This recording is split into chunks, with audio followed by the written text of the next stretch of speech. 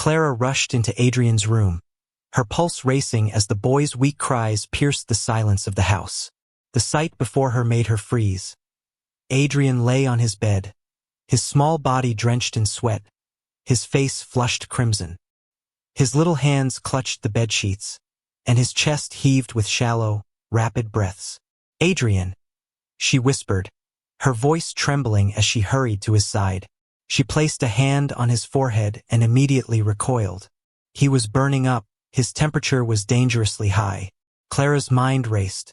Mr. Taylor wasn't home. He was away on one of his endless business trips, leaving her as the sole caretaker. She had no way to contact him, and Adrian's condition was worsening by the second. She grabbed the thermometer from the nightstand, fumbling with it as her hands shook. 104 degrees, she murmured in disbelief. Fear gripped her chest. "I have to act fast." She rushed to the bathroom, filling a basin with cold water and grabbing a clean towel. Memories of her brother Lucas's fever surfaced as she worked. How she had desperately tried to save him. How powerless she had felt. This time, she vowed, she wouldn't let history repeat itself. Returning to Adrian, she gently placed the cold compress on his forehead. His body flinched at the touch, a weak whimper escaping his lips. "Stay with me, sweetheart," she said, her voice breaking. "You're going to be okay. Promise." Meanwhile, miles away, Mr. Taylor sat in a luxury airport lounge, staring blankly at his laptop screen. The canceled meeting had been a blow to his meticulously planned schedule, and frustration gnawed at him. His assistant had suggested he head home early, but he'd brushed off the idea. "There's always work to do," he had said. Yet now, as he sat alone, an uneasy feeling crept over him. He checked his phone, scrolling through messages, but there was nothing from Clara. He shrugged it off, convincing himself that no news was good news. By the time his delayed flight finally took off, the unease had grown into a gnawing sense of dread. Back at the house, Clara fought to keep Adrian stable. The fever spiked again, and the boy's trembling intensified. Panic clawed at her, but she forced herself to stay calm. She replaced the compresses, murmuring soft reassurances as she worked. "Come on, Adrian," she said, her voice firm despite her fear. "You're stronger than this." She stayed by his side through the night, her exhaustion mounting with each passing hour. Memories of her brother haunted her, but she pushed them aside, focusing entirely on Adrian. Failure wasn't an option. When Mr. Taylor finally arrived home in the early hours of the morning, the house was eerily quiet. His calls for Adrian went unanswered, and a sense of dread settled over him as he climbed the stairs. Pushing open Adrian's door, he froze at the sight before him. Clara sat beside the bed, her face pale and drawn, holding a damp cloth to Adrian's forehead. The boy's small form looked fragile under the covers, his breathing still shallow but steadier than before. "What happened?" Mr. Taylor demanded, his voice breaking as he rushed to his son's side. "What happened?" Mr. Taylor demanded, his voice trembling as he knelt beside Adrian. His son looked so fragile, his pale skin and shallow breaths tearing at his heart. "Clara, what's going on?" Clara stood, exhausted but composed. "Adrian developed a high fever last night, Mr. Taylor," she explained. "It was bad, dangerously high. I couldn't reach you, so I did everything I could to stabilize him." Mr. Taylor's gaze darted between Adrian and Clara. The weight of her words hit him hard.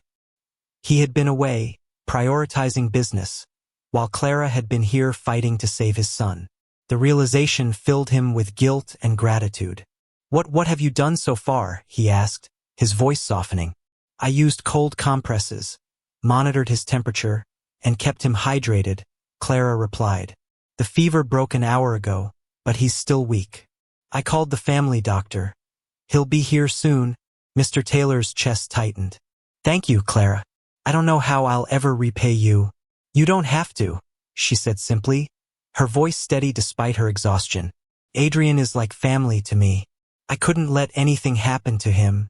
Dr. Reynolds arrived shortly after sunrise, carrying his medical bag and an air of calm authority. He examined Adrian thoroughly, checking his vitals, hydration levels, and overall condition. As the hours dragged on, Clara's exhaustion deepened. She had spent the last 6 hours battling Adrian's fever, replacing compresses, and trying to coax small sips of water past his parched lips. Every time she thought the fever might break, it surged back with a vengeance. The room felt suffocating, the air heavy with the smell of sweat and the faint tang of antiseptic. Clara opened the window slightly, letting in the cool night breeze. She hoped it would help Adrian breathe easier. His small body trembled with each shallow breath, and her fear mounted with every passing moment. Her thoughts turned to Mr. Taylor. She tried calling his phone earlier, but it had gone straight to voicemail. She'd left a message, her voice trembling as she explained Adrian's condition, but there had been no response. She cursed his business trip under her breath. "This isn't something you can fix with a meeting or a deal, Mr. Taylor," she murmured to herself, her tone bitter. "Your son needs you." Adrian whimpered softly, pulling her attention back to him. She knelt by his bedside, brushing a damp strand of hair from his forehead. "I'm here, sweetheart," she whispered. "You're not alone." Miles away, Mr. Taylor sat on the plane, his eyes closed but his mind restless. He had an odd feeling he couldn't shake, a gnawing sense of unease that had been with him since he'd left home. Normally, he thrived on business trips. The negotiations, the power plays, the deals, they gave him purpose. But this trip felt different. His mind kept wandering back to Adrian. He thought about the way his son had clung to him when he'd left, his small hands gripping his father's suit jacket. "Do you have to go, Daddy?" Adrian had asked, his big brown eyes filled with sadness. "I'll be back before you know it, buddy," Mr. Taylor had replied, ruffling Adrian's hair. "Be good for Clara." Adrian had nodded, but there had been something in his expression, something Mr. Taylor couldn't quite place. Now, sitting thousands of feet in the air, he regretted brushing it off. The plane landed, and Mr. Taylor's phone buzzed with missed messages and emails. He glanced through them, his chest tightening when he saw Clara's voicemail. "Mr. Taylor, it's Clara. Adrian's very sick. He has a high fever, and I'm doing everything I can to bring it down. But please call me back as soon as you can." His stomach dropped. Adrian was sick? How sick? Why hadn't he checked his phone earlier? Panic surged through him as he dialed Clara's number, but it went unanswered. "I'm coming home," he muttered, grabbing his suitcase and heading straight for the airport. By the time Mr. Taylor arrived home, it was nearly dawn. The house was eerily quiet, the kind of silence that felt oppressive rather than peaceful. He dropped his suitcase by the door and called out, "Adrian? Clara?" No response. He took the stairs 2 at a time, his heart pounding in his chest. When he reached Adrian's room, he froze. Clara was sitting beside the bed, her head bowed, her hands clutching a damp cloth. Adrian lay motionless under the covers, his small face pale but peaceful. "What happened?" Mr. Taylor demanded, his voice breaking as he stepped into the room. Clara looked up, startled by his sudden arrival. Her eyes were red-rimmed, her face etched with exhaustion. "Mr. Taylor," she said softly, standing. "Adrian had a dangerously high fever. It broke about an hour ago, but it was a long night." Mr. Taylor rushed to his son's side, his hands trembling as he touched Adrian's forehead. It was cooler now, the fiery heat replaced by a faint warmth. Relief flooded him, but it was quickly followed by guilt. "Why didn't you call me sooner?" he asked, his voice cracking. "I should have been here." Clara hesitated, her gaze steady but weary. "I tried calling, but I couldn't reach you. I didn't want to wait for an ambulance. I was afraid he wouldn't make it. I did everything I could." Mr. Taylor looked at her, his emotions a tumultuous mix of gratitude and self-reproach. "You saved him," he whispered. "Clara, I don't know how to thank you." Clara shook her head. "There's no need to thank me. Adrian means a lot to me. I couldn't let anything happen to him." After Dr. Reynolds left later that morning, Mr. Taylor found Clara in the kitchen, tidying up the remnants of the night's ordeal. She moved slowly, her exhaustion evident in the way her shoulders slumped. "Clara," he said, his tone softer than usual, Can we talk for a minute? She turned, surprised. Of course, Mr. Taylor. He gestured for her to sit, and they both took seats at the small kitchen table. For a moment he was silent, unsure how to start. You were incredible last night, he finally said. I didn't realize how much you've done for this family. I feel like I don't know enough about you. Clara hesitated, her fingers brushing the edge of the table. There's not much to tell, she said quietly. I grew up in a small village. My parents worked hard, but we didn't have much. My younger brother, Lucas, was everything to me. Her voice faltered, and Mr. Taylor leaned forward. What happened to him? He asked gently. Clara's eyes glistened with unshed tears. He got sick when he was 7. We didn't have a doctor nearby, and by the time we reached help, it was too late. I tried to save him, but couldn't. The pain in her voice was palpable, and Mr. Taylor felt a pang of regret for never asking about her life before. I'm so sorry, Clara, he said. I can't imagine how hard that must have been. She nodded, her gaze distant. That's why I couldn't let anything happen to Adrian. When I saw him like that, it brought everything back. I couldn't lose him too. The next few days were a delicate balancing act for Clara and Mr. Taylor. Adrian's fever had broken, but he was still weak, his small body recovering from the battle it had fought. Clara stayed by his side every waking moment, her attention unwavering. She brought him small bowls of soup, gently coaxing him to eat, and ensured he drank enough water to stay hydrated. Mr. Taylor, uncharacteristically, took time off work. He couldn't bring himself to leave Adrian again, not after what had happened. He sat by his son's bed, reading him stories or simply holding his hand as Adrian drifted in and out of sleep. One evening, as the sun cast a warm glow across the room, Adrian stirred. His eyes fluttered open, and he looked up at his father and Clara with a weak but grateful smile. Thank you for taking care of me, he said softly.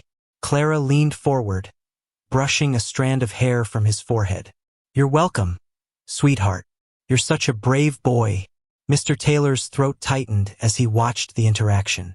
How are you feeling, buddy? He asked. Better, Adrian replied, his voice still faint. But I don't want you to leave again, Dad. The words hit Mr. Taylor like a freight train. He took a deep breath, guilt and resolve intertwining in his chest. I'm not going anywhere, he promised. Not anymore. As Adrian recovered, he grew even closer to Clara. The bond between them deepened in ways Mr. Taylor hadn't noticed before. Adrian would light up whenever Clara entered the room, and he clung to her warmth and gentle presence. One afternoon, while Clara helped Adrian piece together a puzzle, he asked, Clara, do you have kids? The question caught her off guard, and for a moment, she didn't know how to respond. No, sweetheart, I don't, she said finally, her voice soft. Why not? Adrian asked innocently. Clara hesitated, her heart aching with the weight of memories. It just didn't happen, she said gently. But I think of you as very special to me. You're like family. Adrian beamed, his little hands reaching for hers. I think you're family too. Late one night, after Adrian had fallen asleep, Mr. Taylor found himself in the living room, staring at an old photo of him and his late wife holding Adrian as a baby.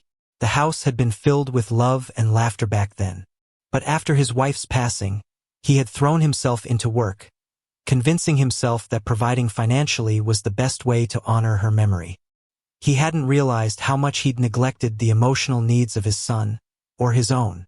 As he gazed at the photo, his mind wandered to Clara. She had stepped into their lives quietly, unassumingly, but her impact had been profound. She had filled a void he hadn't even recognized, providing Adrian with the love and care he desperately needed. Mr. Taylor resolved to change. His son's close call had been a wake-up call he couldn't ignore. He would become the father Adrian deserved. Over dinner one evening, Clara opened up further about her past. It had taken a little coaxing from Mr. Taylor, but she finally shared the full story of her childhood. I grew up in a small, close-knit village, she began, her voice tinged with nostalgia. We didn't have much, but we had each other. My brother Lucas and I were inseparable. He was my best friend. Her expression darkened as she continued. When Lucas got sick, I did everything I could to take care of him. My parents were frantic, but we didn't have access to a doctor. By the time we got him help, it was too late. Clara's voice broke, and she looked down at her hands. I felt like I failed him. That's why, when I saw Adrian so sick, I couldn't let it happen again. I couldn't lose him too. Mr. Taylor reached across the table, placing a hand on hers. You didn't fail Lucas, Clara. And you didn't just save Adrian, you saved me too. I'll never forget what you did for us. A week after Adrian had fully recovered, Mr. Taylor called Clara into the living room. Adrian was seated beside him, holding a small, beautifully wrapped box. What's this? Clara asked, her eyes wide with surprise. It's a thank you, Mr. Taylor said. From both of us. Adrian grinned and handed her the box. Open it, Clara. Inside was a delicate gold locket. When Clara opened it, she found a photo of Adrian on one side and an inscription on the other. To Clara, with love, for being our angel. Clara's breath hitched, and tears welled in her eyes. I don't know what to say, she whispered. You don't have to say anything, Mr. Taylor said. You're more than just an employee to us, Clara. Your family. Adrian leaned into her side, wrapping his small arms around her. We love you, Clara, he said simply. Clara hugged him tightly, her tears spilling over. I love you too, Adrian. The events of that fateful night became a turning point for the family. Mr. Taylor began spending more time at home, prioritizing his son over his work. He learned to cook Adrian's favorite meals, helped him with homework, and even joined him and Clara for movie nights. As for Clara, her role in their lives transformed. She wasn't just a maid anymore. She was a cherished part of the family, someone they depended on and valued deeply. Years later, as Adrian grew older, he often looked back on that night as a defining moment. It was the night his family truly came together, bound by love, gratitude, and the selfless care of one extraordinary woman. And though life moved forward, none of them ever forgot the night that changed everything.